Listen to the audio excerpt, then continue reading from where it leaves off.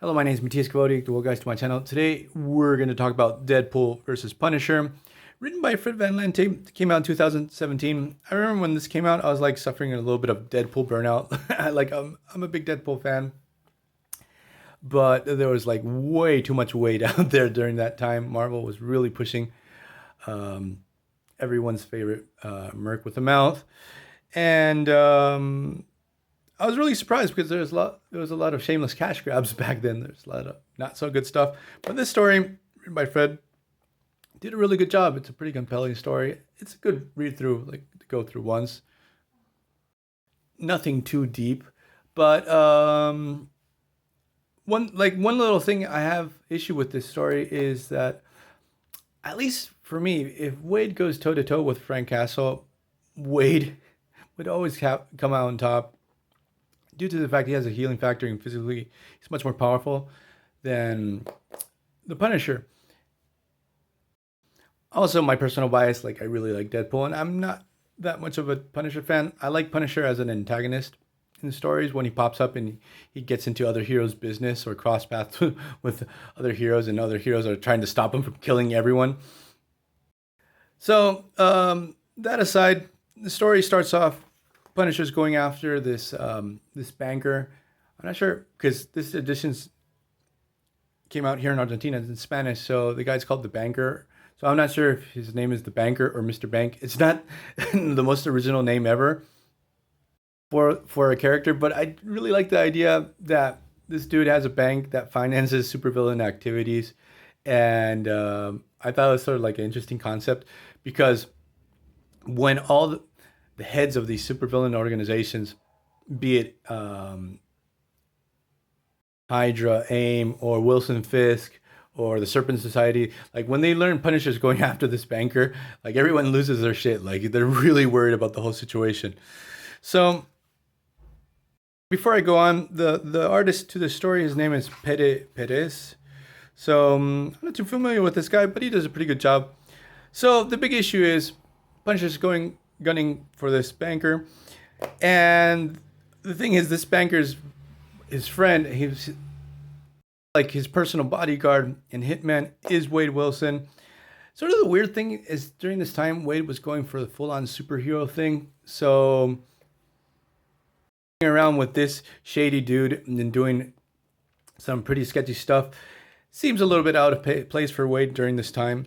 So that aside, Punisher goes after the banker, tries to take him down at his own home, and things go south because the banker has his family, his wife, and his son there. So when Punisher attacks, obviously Wade intervenes, tries to stop him from killing the guy that is doing all of his accounting. Obviously, we get a pretty cool battle between Wade and Punisher, but what happens is when the wife and the kid try to escape, a boat explodes. Everyone thinks Punisher actually went out after and also is responsible for the kid's death. Like, obviously, Punisher's not going to go out after he kill the kid, but everyone thinks he planted the bomb just in case if the banker tried to make a run for it, the boat would explode. So that's like the big cliffhanger at the end is, did Punisher do this? Is Punisher responsible for the death of this woman and child? Obviously, there's another thing that Wade was very fond of this kid. Like, he had a really cool relationship with the banker's son. His name is Hudson. So Wade takes this really personally, goes after Punisher. So something that's going to be recurring in this story is Punisher realizes that Wade loses his memory every time he shoots him in the head, because Punisher knows that he might have bitten off more than he was ready to chew with this whole situation with the banker, because after this goes down, like every single supervillain organization is going to go after Punisher. So he wants to keep Wade around. He convinces Wade that they're sort of teaming up, but he's really not. Like, Punisher barely stands Wade and his craziness. So we get that whole part with all the supervillain organizations and mobsters losing their shit because Punisher went after this banker, and the banker's really worried because, well, it's not spoilers. And like, read the story, it's fun because really what happens is he's freaking out because his son died. He's not really sad about his son death per se, but something we discover later is that his son has photographic memory and knows all the passwords to all the accounts and all the account numbers. So without his kid, he can't access the money. So he's in real deep trouble. So Punisher realizes this whole thing with the bomb in the boat was all really fishy and it was sort of a setup. The woman actually, the wife wanted to escape with the kid. They didn't want that life anymore with living with the banker and all his shady business. So they knew that Punisher was coming due to a altercation that Punisher had with other mobsters prior to this in a gambling place. So they sort of set Punisher up. They framed him over this whole situation and used that whole thing for cover. So that's like sort of the more interesting part of the story. So got the lady and the kid trying to make a run for it. A lot of violence, a lot of gore, a lot of blood, guts all over the place. Wade and Punisher trying to catch up. Banker actually throws into the mix Taskmaster. There's a really funny part that we have foot soldiers for the Hand, for the Hellfire Club, the Inner Demons, and for Taskmaster's school. And Taskmaster, when he realizes the kid's alive, he calls off all the hitmen, and we discover that all these dudes going after them from the Hellfire Club, from the Hand, are all trainees of the Taskmaster, and this was like sort of an exercise for them. So obviously, we're going to skip a couple pages. We're going to get a three-way battle between Taskmaster, Punisher, and Deadpool. That's a lot of fun. Taskmaster's a villain. He's a villain most of the time. A mercenary that I really, really like. I love his character design. I love his power set.